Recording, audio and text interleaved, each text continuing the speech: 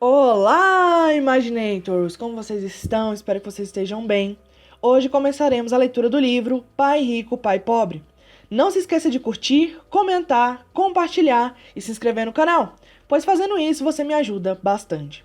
Me siga no Instagram, @_imagine o final. Eu vou deixar na descrição o link do nosso perfil, pois lá sempre posto os lançamentos de livros, aviso quando sai vídeo novo aqui no canal e também interajo com vocês.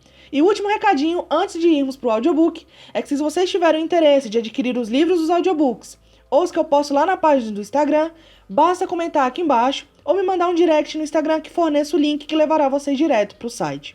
Sem mais delongas, vamos iniciar o audiobook. Pai Rico, Pai Pobre. O que os ricos ensinam a seus filhos sobre dinheiro, de Robert Kiyosaki e Sharon L. Lecter. Capítulo 1. Pai Rico, Pai Pobre, por Robert Kiyosaki. Tive dois pais, um rico e outro pobre. Um era muito instruído e inteligente, tinha o PhD e fizeram um curso universitário de graduação com duração de 4 anos, em menos de 2. Foi então para a Universidade de Stanford, para a Universidade de Chicago e para a Northwestern University, sempre com bolsa de estudos. O outro pai nunca concluiu o segundo grau. Ambos foram homens bem-sucedidos em suas carreiras e trabalharam arduamente durante toda a vida. Ambos auferiam rendas consideráveis, contudo, um sempre enfrentou dificuldades financeiras. O outro se tornou o homem mais rico do Havaí. Um morreu deixando milhões de dólares para sua família, para instituições de caridade e para sua igreja. O outro deixou contas a pagar. Ambos eram homens fortes, carismáticos e influentes. Ambos me ofereceram conselhos, mas não aconselharam as mesmas coisas. Ambos acreditavam firmemente na instrução, mas não sugeriram os mesmos estudos. Se eu tivesse tido um único pai, teria tido que aceitar ou rejeitar seus conselhos. Tendo dois, tive a escolha entre pontos de vista contrastantes, a visão de um homem rico e a visão de um homem pobre. Em vez de aceitar ou rejeitar simplesmente um desses pontos de vista, me descobri pensando mais, comparando-os e escolhendo por mim mesmo. O problema é que o homem rico ainda não era rico e o homem pobre ainda não era pobre. Ambos estavam no início de suas carreiras e lutavam por dinheiro e família, mas eles tinham ideias muito diferentes sobre dinheiro. Por exemplo, um dos pais dizia: o amor ao dinheiro é a raiz de todo mal. O outro: a falta de dinheiro é a raiz de todo mal. Quando garoto, a influência de dois pais, ambos homens fortes, era uma situação complicada. Eu queria ser um bom filho e ouvia, mas os dois pais não falavam a mesma língua. O contraste entre suas ideias, especialmente no que se referia ao dinheiro, era tão extremo que eu ficava curioso e intrigado. Comecei a pensar profundamente sobre o que cada um deles dizia. Muito do meu tempo era gasto refletindo, fazendo-me perguntas como: por que ele fala isso? A respeito das afirmações dos pais. Teria sido muito mais simples falar sim, ele está certo, concordo com isso. Ou simplesmente rejeitar o ponto de vista dizendo: o velho não sabe do que está falando. Porém, tenho dois pais que eu amava. Fui forçado a pensar e a escolher um dos caminhos por mim mesmo.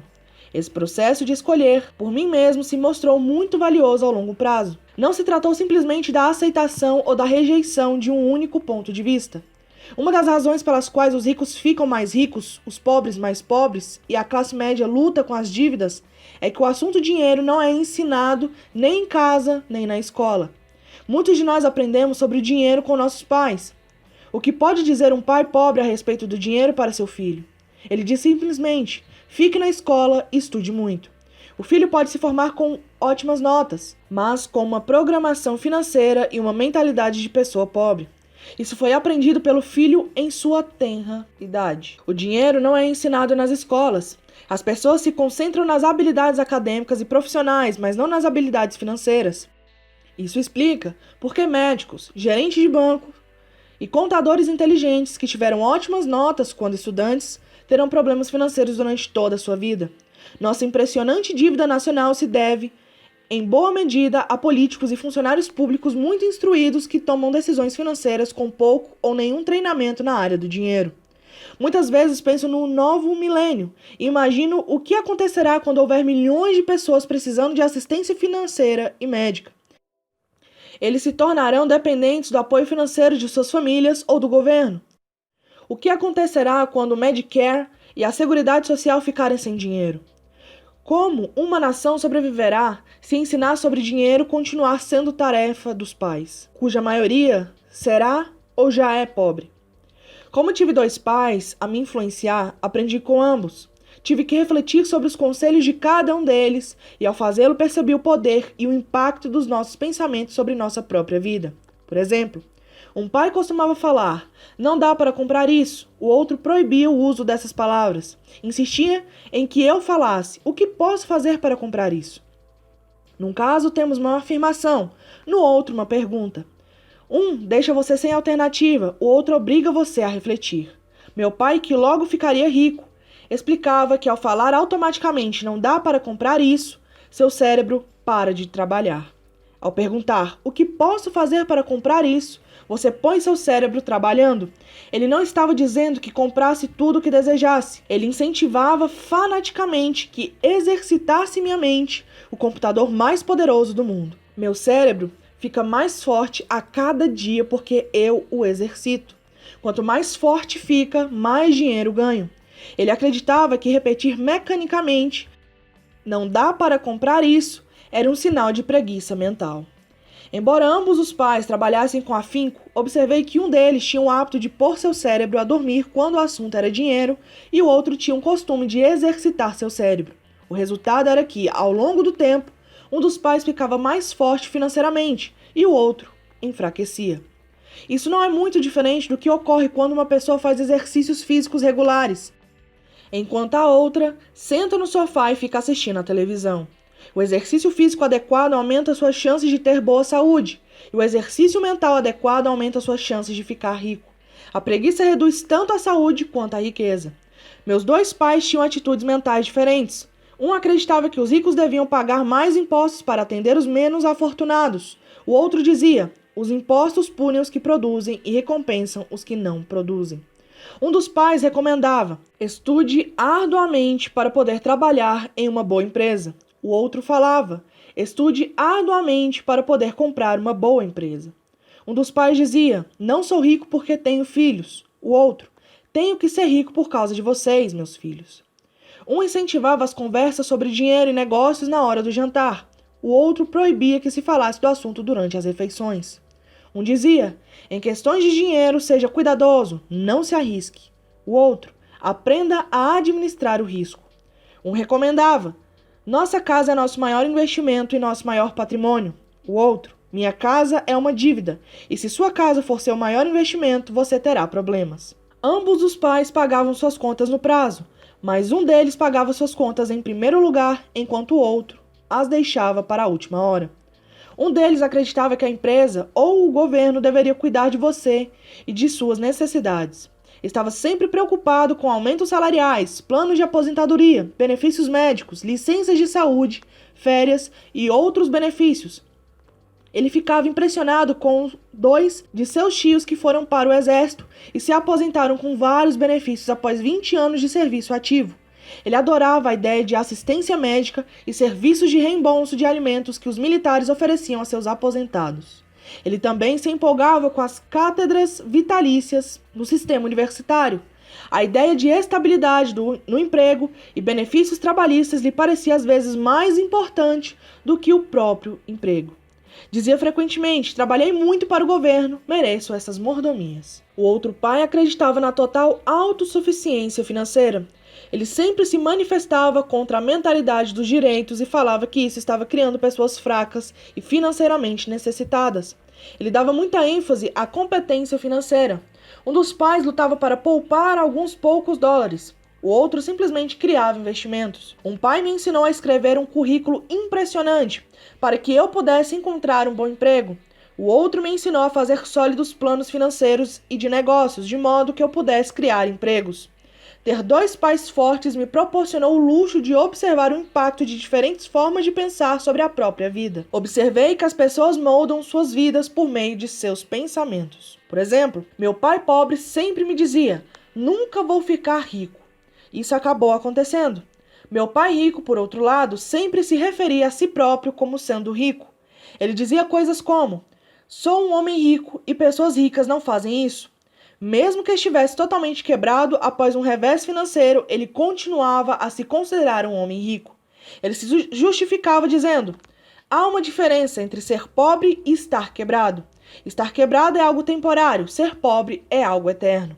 Meu pai pobre dizia: não ligo para o dinheiro, ou o dinheiro não é importante. Meu pai rico sempre dizia: dinheiro é poder. O poder de nossos pensamentos nunca poderá ser medido ou avaliado. Mas desde jovem se tornou óbvio para mim a tomada de consciência de meus pensamentos e da forma como me expressava. Observei que meu pai pobre não era pobre por causa do dinheiro que ganhava, que era bastante, mas por causa de seus pensamentos e ações. Quando garoto, tendo 2 pais, me tornei consciente de que deveria ser cuidadoso com os pensamentos que decidisse adotar como meus, a quem ouvia, a meu pai rico ou a meu pai pobre. Embora ambos tivessem um enorme respeito pela educação e pelo aprendizado, eles discordavam quanto ao que era importante aprender. Um queria que eu estudasse arduamente, me formasse e conseguisse um bom emprego para trabalhar pelo dinheiro. Ele queria que eu estudasse para me tornar um profissional, um advogado ou um contador, ou que fosse a uma escola de negócios para obter um MBA. O outro me incentivava a estudar para ficar rico, para entender como funciona o dinheiro e para aprender como fazê-lo trabalhar para mim. Não trabalho por dinheiro, costumava repetir uma e outra vez. O dinheiro trabalha para mim. Com 9 anos de idade, resolvi ouvir e aprender com meu pai rico tudo sobre dinheiro. Optei por não dar ouvidos a meu pai pobre, mesmo que fosse ele quem possuísse todos os títulos universitários. Uma lição de Robert Frost. Robert Frost é meu poeta favorito. Embora goste de muitas de suas poesias, a minha preferida é O Caminho Não Escolhido. Quase todos os dias recorro às suas lições. Num bosque amarelo, 2 caminhos se separavam, e lamentando não poder seguir os 2, e sendo apenas um viajante, fiquei muito tempo parado, e olhei para um deles tão distante quanto pude, até que se perdia na mata. Então segui o outro como sendo mais merecedor, e vendo talvez melhor direito, porque coberto de mato e querendo uso, embora os que por lá passaram os tenham realmente percorrido de igual forma. E ambos ficaram, essa manhã, com folhas que passo nenhum pisou. Guardei o primeiro para outro dia, embora sabendo como um caminho leva para longe, duvidasse que algum dia voltasse novamente. Direi isso suspirando, em algum lugar daqui a muito e muito tempo. 2 caminhos se separaram em um bosque e eu escolhi o menos percorrido. Isso fez toda a diferença. Robert Frost, 1916. E isso fez toda a diferença. No correr dos anos pensei muitas vezes no poema de Robert Frost. Ao escolher não dar atenção aos conselhos e atitudes quanto a dinheiro de meu pai muito instruído, tomei uma decisão dolorosa, mas foi uma decisão que determinou o resto de minha vida. Com a decisão de quanto a quem dar ouvidos teve início minha educação sobre dinheiro.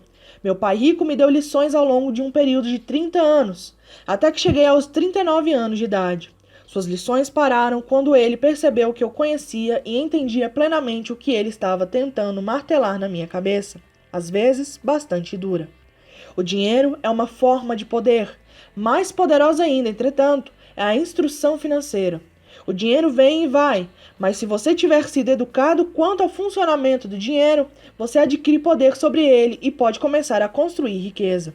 O motivo pelo qual o simples pensamento positivo não funciona é porque a maioria das pessoas foi à escola e nunca aprendeu como o dinheiro funciona, e assim passam suas vidas trabalhando pelo dinheiro.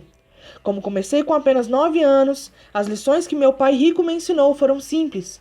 E quando tudo foi dito e tudo foi feito, encontramos apenas 6 lições repetidas ao longo de 30 anos. Este livro trata dessas 6 lições, expostas de maneira mais simples possível, da forma como meu pai rico as passou para mim. Essas lições não pretendem ser respostas, e sim marcos. Marcos que o ajudarão, a você e a seus filhos, a se tornar mais rico. Não importa o que aconteça em um mundo de crescente mudança e incerteza. Lição número 1. Os ricos não trabalham pelo dinheiro. Lição número 2. Para que a alfabetização financeira? Lição número 3. Cuide de seus negócios. Lição número 4. A história dos impostos e o poder da sociedade anônima. Lição número 5. Os ricos inventam dinheiro. E lição número 6. Trabalhe para aprender, não trabalhe pelo dinheiro.